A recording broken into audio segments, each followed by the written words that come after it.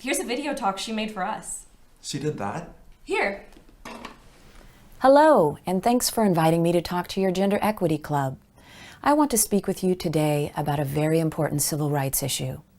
Civil rights are the rights that we all have as individuals to be treated fairly, regardless of our race, ethnicity, sex, gender identity, or sexuality. The civil rights issue I want to talk about today is the widespread sexual harassment and sexual violence in K-12 schools. Many students are simply not being treated fairly or lawfully. Students face many different types of sexual violence. Sexual harassment includes unwanted words, sounds, or gestures of a sexual nature.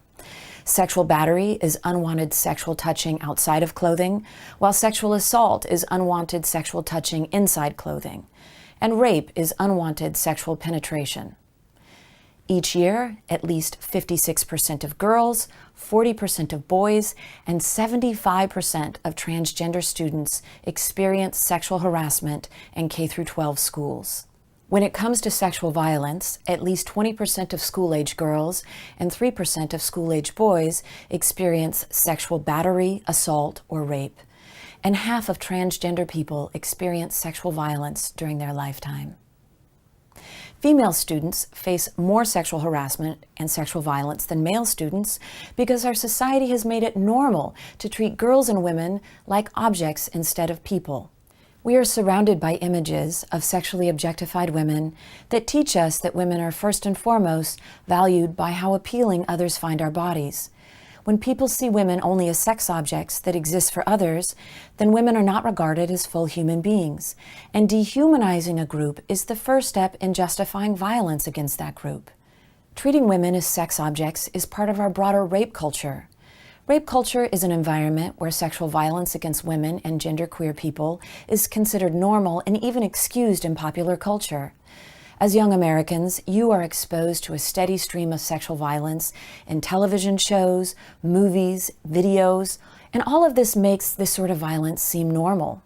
Another part of rape culture is that sexual violence isn't taken seriously.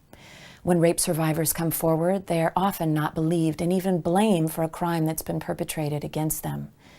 Their friends and family often turn on them. And male survivors are especially shamed when they report an experience of sexual violence. Our legal system is no better. Police and prosecutors don't enforce laws against rape in an effective way, so shockingly, only 2% of rapists will ever see a day in jail.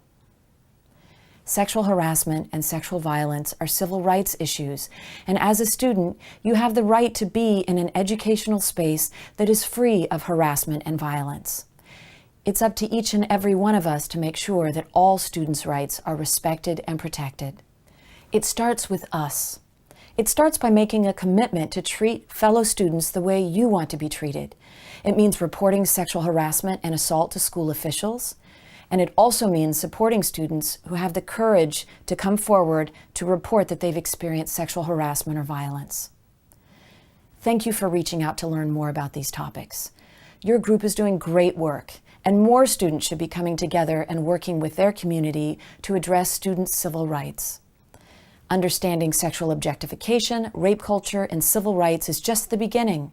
Taking actions, as you are doing, will help create safer learning spaces that treat everyone with respect. Thank you.